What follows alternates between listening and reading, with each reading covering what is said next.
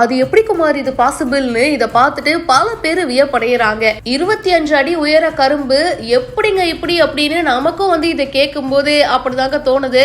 சாதாரண கரும்பு பாத்தீங்கன்னா 2ல இருந்து 3 கிலோ எடையோட இருக்கும். ஆனா இவங்க வளர்த்திருக்கிற கரும்பு 3 கிலோல ஆரம்பிச்சு 4 கிலோ எடை வரைக்கும் இருக்கு.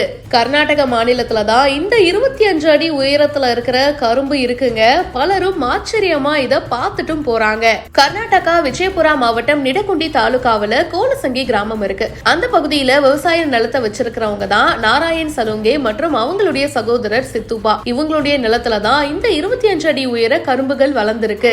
சாதாரணமா ஒரு கரும்பு 8ல இருந்து 12 அடி வரைக்கும் தான் வளரும். ஆனா இவங்க இஸ்ரேலிய தொழில்நுட்பத்தை பின்பற்றி கரும்பை பயிரிட்டு இருக்காங்க. 5 ஏக்கர் நிலத்துல 686 டன்களை அறுவடை பண்ணிருக்காங்க. கரும்புடைய உயரமும் பாத்தீங்கன்னா 25 அடி வரைக்கும் வளர்ந்திருக்கு. சாதாரண கரும்பு 2ல இருந்து 3 கிலோ இருக்கும். ஆனா இவங்க வளர்க்கிற இந்த கரும்பு 3ல இருந்து 4 கிலோ வரைக்கும் எடை இருக்கு. பலருக்கும் இது எப்படிங்க சாத்தியம், எப்படி இது பாசிபிள் குமாரு அப்படின்னு தோணும். இந்த சகோதரர்கள் பாத்தீங்கன்னா கரும்பு பயிரிடுறதுக்கு முன்னாடி நிபுணர்களுடைய அறிவுரையை கேட்டிருக்காங்க. அதோட வேளாண் விஞ்ஞானிகள் கிட்ட நிலம் மற்றும் அதுல என்ன வளர்க்கலாம் அப்படின்றதையும் கேட்டு தெரிஞ்சிருக்காங்க. விஞ்ஞானிகளுடைய பரிந்துரை பேர்ல SNK 13374 அப்படின்ற இந்த ரக கரும்புகளை விளைவிச்சிருக்காங்க.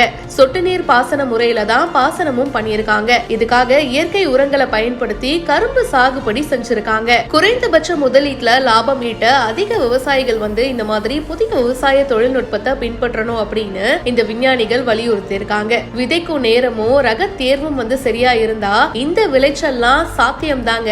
இத பத்தி உங்களுடைய கருத்துக்களை கீழே கமெண்ட் பாக்ஸ்ல பதிவு பண்ணுங்க. மேலும் பல செய்திகள் பிஹைண்ட் ரூட்ஸ்ல வந்துட்டே இருக்கு. இப்பவே Facebook பேஜை ஃபாலோ பண்ணுங்க. எல்லா வகையான கிரிக்கெட் போட்டிகளிலிருந்து ஓய்வு பெற்ற கிரிக்கெட் வீரர் அம்பத்தி ராயுடு அவர்கள் இப்போ அரசியல்வாதியா உருவெடுத்திருக்காரு. ஆந்திராவுடைய YSR காங்கிரஸ் கட்சியில அவர் இப்ப இணைஞ்சிருக்காரு. முதல்வர் ஜெகன்மோகன் ரெட்டி அவர்களுடைய முன்னிலையில தான் அவரு இந்த கட்சியில இணைஞ்சிருக்காரு. வரக்கூடிய நாடாளுமன்ற தேர்தல்ல அவரு போட்டியிட வாய்ப்பு இருக்கு அப்படின்ற மாதிரியான சில தகவல்களும் வலம் வந்துட்டு இருக்கு.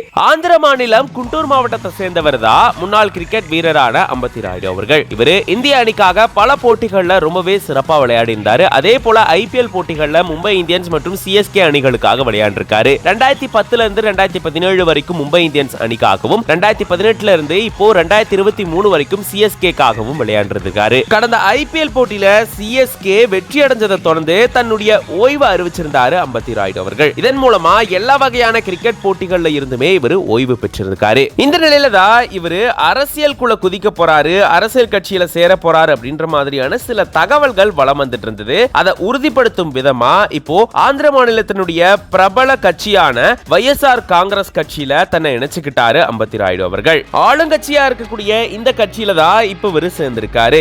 விஜயவாடால இருக்கக்கூடிய ஜெகன்மோகன் ரெட்டி அவர்களுடைய முகாம் அலுவலகத்துல தான் தன்னை இணைச்சுக்கிட்டாரு.